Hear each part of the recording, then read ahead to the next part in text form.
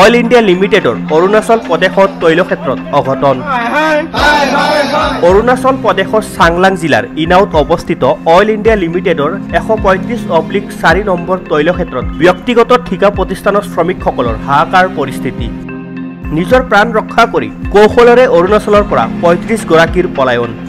Ambulance আৰু ব্যক্তিগত গাড়ীৰে পলায়ন কৰি শ্ৰমিকসকলে দুলীয়াজনত উপস্থিত হয়। অইলত ড্ৰিলিং এণ্ড প্ৰডাকশ্যন ৱৰ্কাৰ্ছ ইউনিয়নৰ তৎপৰতাত শ্ৰমিকসকলৰ কথমপি প্ৰাণ ৰক্ষা পৰে।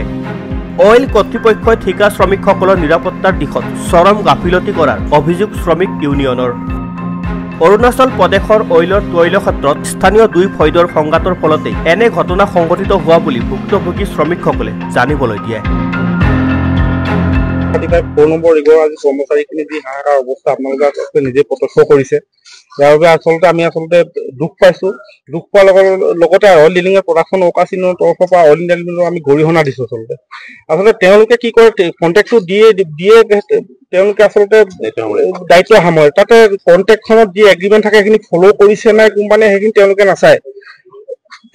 আগতে অনাগত দিনত আমাৰ মুখ্য উপদেষ্টা ধৰ্মানন্দ ফুকনে কৈ গ'ল তাতে কেনেকুৱা তাতে হৈ গৈছে। গতিকে অনাগত দিনত যেতিয়া নেকি এনেকুৱা মানে চেঞ্চিটিভ এৰিয়াবিলাকলৈ অইলৰ ঠিকা প্ৰতিষ্ঠানৰ ৰিগসমূহ পঠিওৱাৰ আগতে তেওঁলোকে তাৰ লোকেল প্ৰব্লেমবিলাক ছল্ভ কৰক, আৰু যিটো ঠিকা প্ৰতিষ্ঠান যায় সেই প্ৰতিষ্ঠানটো আচলতে তাৰ লোকেল প্ৰব্লেমবিলাক ছল্ভ কৰক। তাৰপিছত আমাৰ কৰ্মচাৰীসকল তালৈ নিয়ক, আমি সেইটো তেওঁলোকক আচলতে অনুৰোধ কৰিছো।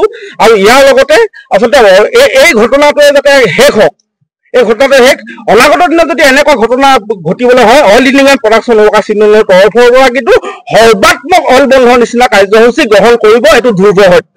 যোৱা 4 তাৰিখৰ পৰা অৰুণাচল প্ৰদেশত ইনাও যি এটা জেগা টুকুৰা SKP ৰিগৰ অল ইণ্ডিয়াত যি কণ্ট্ৰেক্ট মানে থ্ৰু অল ইণ্ডিয়া এটা কণ্ট্ৰেক্ট আছিল ঠিকা ভিত্তিত, আমাৰ এই ৱৰ্কাৰ্ছসকল তাতে কাম কৰি আছিল।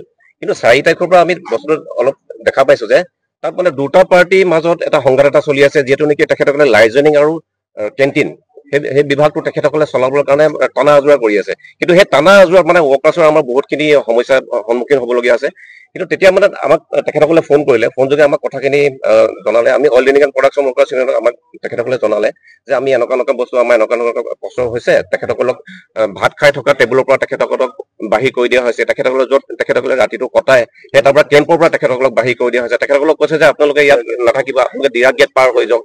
যেনেকে হলো তেখেতসকলে উইথ বেগ এণ্ড বেগেজ তেখেতসকলে টানি আজৰি যি পায় তাত লাইটো জ্বলাব নিদিয়ে, গোটেই লাইট কাট অফ কৰি দিলে। তেখেতসকলে হাতে আন্ধাৰে মুন্ধাৰে যি পায় তাকে লৈ পেলাই তেখেতসকলে বাহিৰ ওলাই বহুত সময় তেখেতসকলে ৰখি থাকিল। কিন্তু তাৰ পিছতে এটা পাৰ্টিয়ে লৈ গৈ তেখেতসকলক সংস্থাপন দিলে। কিন্তু সংস্থাপন দিয়াটো আমি তেখেতসকলক অশেষ ধন্যবাদ জ্ঞাপন কৰিছো। আমি এইটো কথা ক'বলৈ জনাই যে আমাৰ ল'ৰাই তাত গৈ কাম নকৰিব। কিন্তু আমি এটা কথা ক'ব বিচাৰিছো যে অনাগত দিনত যদি তাত চিটুৱেশ্যন চব ঠিক থাকে, তেতিয়াহ'লে আমাৰ ল'ৰাই কাম কৰিবলৈ আছে, য'তে হ'লেও কাম কৰিব। কিন্তু ইয়াৰ পৰা আমি এটা কথা ক'ব বিচাৰিছো যে অইল ইণ্ডিয়া লিমিটেডক যে আপোনালোকে এটা মহাৰত্ন কোম্পানী হৈ পেলাই আপোনালোকে কেনেকুৱা ধৰণৰ চিকিউৰিটি চিষ্টেম আপোনালোকে এপ্লাই কৰিছে। আপোনালোকে যে এই ল'ৰাখিনিক যি ল'ৰাখিনিয়ে তাত প্ৰডাকশ্যন কৰি আছে, সেই প্ৰডাকশ্যনৰ পৰা আপোনালোকে যে যিখিনি ইয়াত প্ৰফিট হয়, সেই প্ৰফিট আমিও দিওঁ আপোনালোকক। আমি এজ এ কণ্ট্ৰেকচুৱেল ৱৰ্কাৰ্ছ হিচাপে যদি আমি দিব পাৰিছো, তেতিয়াহ'লে আপোনালোকে আমাৰ মাহীয়ে চকুৰে কিয় চায়? ইয়াৰ আগতো ইয়াত তেনেকুৱা ধৰণৰ এক্সাম্পল তাত ছেট আছে যে তেখেতৰ অৰুণাচল প্ৰদেশত তাত থাকোঁতে 3-4টা ল'ৰা কিডনেপ হৈছে। সেই কিডনেপ হোৱাৰ পিছত আমি কিমানখিনি ইয়াত ধৰ্ণা দিবলগীয়া আছে, কিমানখিনি অল ইণ্ডিয়াক আমি যুঁজিবলগীয়া আছে যে তেখেতসকলৰ কাৰণে নিৰাপত্তাৰ কাৰণে। কিন্তু তেখেতসকলে চিকিউৰিটি চিষ্টেম প্ৰভাইড কৰিছে। কিন্তু আজিৰ দিনত কিন্তু সেইটো আমি ক'ৰবাত দেখিছো যে তাত ক'ৰবাত এটা সুৰুঙা তাত দেখা পাইছো। কিন্তু আমি ইয়াৰ পৰা ক'ব বিচাৰিছো যে অল ইণ্ডিয়া লিমিটেডক যে আপোনালোকে অনাগত দিনত য'তে যি কৰক লাগে, কিন্তু ফাৰ্ষ্ট প্ৰায়ৰিটি যদি আমাৰ ৱৰ্কাৰ্ছসকলক নিদিয়ে, তেতিয়াহ'লে কিন্তু আমাৰ ৱৰ্কাৰ্ছে ইয়াত এক চিকিউৰিটি কাম কৰিবলৈ নাযায়। যাতে অল ইণ্ডিয়া লিমিটেড যিয়ে হৈ যাওক, আমাৰ তাত ক'বলগীয়া একো নাই। আৰু লগতে মই আমাৰ অসমৰ মুখ্যমন্ত্ৰী ডাঙৰীয়া হিমন্ত বিশ্ব শৰ্মা ডাঙৰীয়া তেখেতক আমি এটা এপিল কৰিব বিচাৰিছো, আপুনিও অকণমান চকু কাণ দিয়ক। যিহেতু নেকি আপোনালোকে বহুতখিনি বস্তু চাই আছে। অল ইণ্ডিয়া লিমিটেড যিটো এটা মাইন ছেক্টৰ, এই মাইন ছেক্টৰৰ পৰা আপোনালোকে ইয়াত কিমান কি পায় আপুনি ভালদৰে জানে। কিন্তু এই ৱৰ্কাৰ্ছক আপোনালোকে মাহীয়ে চকুৰে নাচাব বুলি আমি এটা ৰিকুৱেষ্ট কৰিছো। আৰু এই ফাৰ্ষ্ট এণ্ড লাষ্ট ৰিকুৱেষ্ট, ইয়াৰ পিছত যদি এনেকুৱা ধৰণৰ কিবা ঘটনা ঘটিবলৈ ঘটে, তেতিয়াহ'লে কিন্তু আমি হাত সাবটি বহি নাথাকো। কেনেকুৱা ধৰণৰ আমি হাতত কিবা আন্দোলন কাৰ্যসূচী ল'ম, তাত কিন্তু আপোনালোকে দেখিবলৈ পাব। তেতিয়া প্ৰদেশৰ ইনাও বুলি কয় ঠাই এটুকুৰা, সেই ঠাইটুকুৰাতে আমাৰ কাম চলি আছিলে। কাম প্ৰথমৰ পৰা ঠিক ঠাকে চলি আছিলে। তাৰপিছতে হয়তো তাত দুটা ফৈদৰ মাজত কিবা সংঘাত হ'ল। সেই সংঘাতৰ ফলত মানে এনেকুৱা পৰিস্থিতি পালেগৈ, য'ত নেকি আমি আমাৰ শ্ৰমিকসকলৰ থকা খোৱা পৰিৱেশটো নষ্ট হৈ গ'ল। আমাক কৰ্মস্থলীৰ পৰা আমি নাইট শ্বিফ্টত আছিলোঁ, কৰ্মস্থলীৰ পৰা আমাক খেদাই দিয়া হ'ল। তাৰপিছত যিবিলাক ডে শ্বিফ্ট কৰি নাইটত কেম্পত আছিলে তেওঁলোকক লাইট অফ কৰি গোটেই ল'ৰাবিলাকক তাৰ পৰা উলিয়াই দিয়া হ'ল। কাকো মোবাইল ফোন ইউজ কৰিবলৈ দিয়া নাছিলে, কালৈকে ফোন কৰিবলৈ দিয়া নাছিলে, ফ্লাছ লাইটটো আনকি জ্বলাব দিয়া নাছিলে।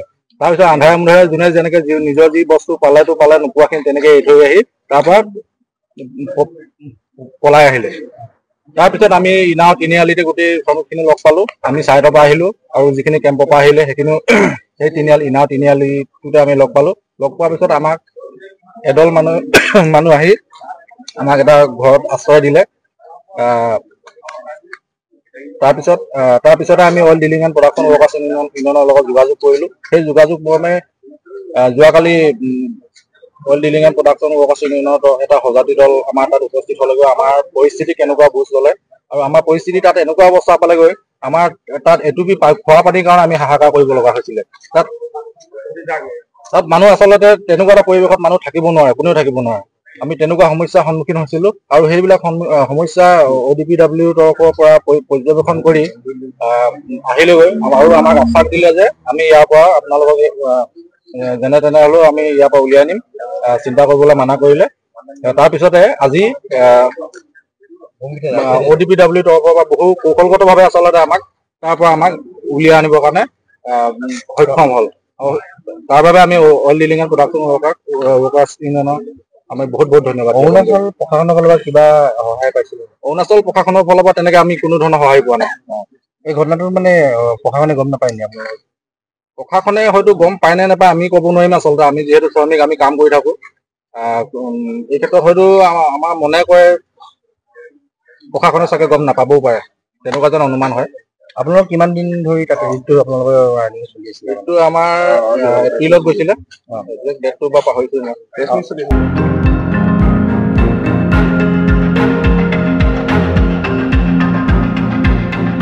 দুলিয়াজানৰ পৰা ময়ূৰ গগৈ ৰিপৰ্ট, সংবাদ লহৰ।